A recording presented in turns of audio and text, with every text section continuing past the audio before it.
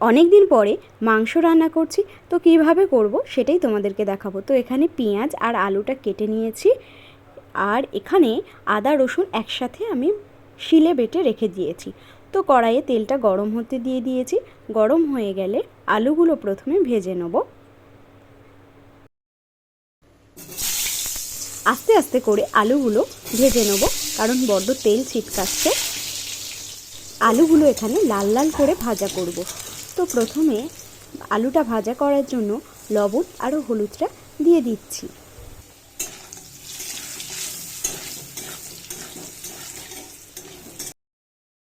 আলুগুলো এখানে ভাজা করা হয়ে গেছে, আর আমি একটা গামলাতে এটা তুলে নিয়েছি।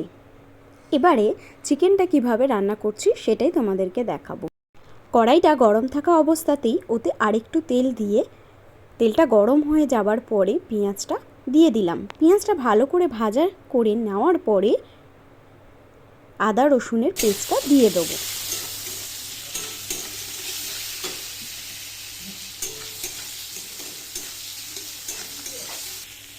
একটা তেজপাতা কেটে দুটুকরো করে দিয়ে দিলাম।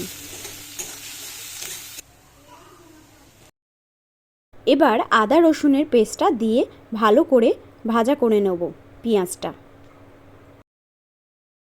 ভাজা অবস্থাতেই কিছুটা লবণ আর পরিমাণ মতো হলুদ দিয়ে দিলাম।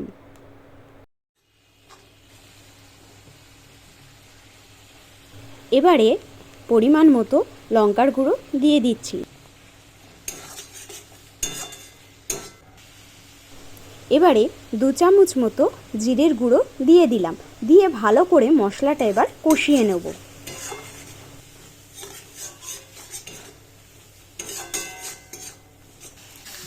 মশলাটা এখানে ভালো করে কষানো হয়ে গেছে। এবার মাংসগুলো দিয়ে দিলাম, দিয়ে এবার অনেকক্ষণ ধরে মাংসটা ভালো করে কষা করব। কষানো মাংস থেকে যতক্ষণ না তেল ছাড়ছে ততক্ষণ মাংসটাকে ভালো করে কষাবো।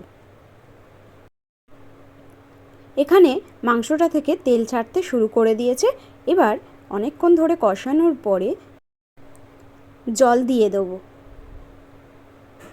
এখানে আমি যতটা পরিমাণ জল লাগবে ততটাই দিচ্ছি। তরকারিটা এবার ভালো রকমভাবে ফুটিয়ে নেব।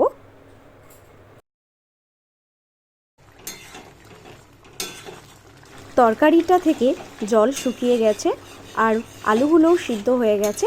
এবারে আমি তরকারিটা নামিয়ে নেব, নিয়ে ওপর থেকে একটু গরম মশলা দিয়ে দিচ্ছি। তো কমপ্লিট হয়ে গেছে আমার লাল লাল ঝাল ঝাল কষা মাংস।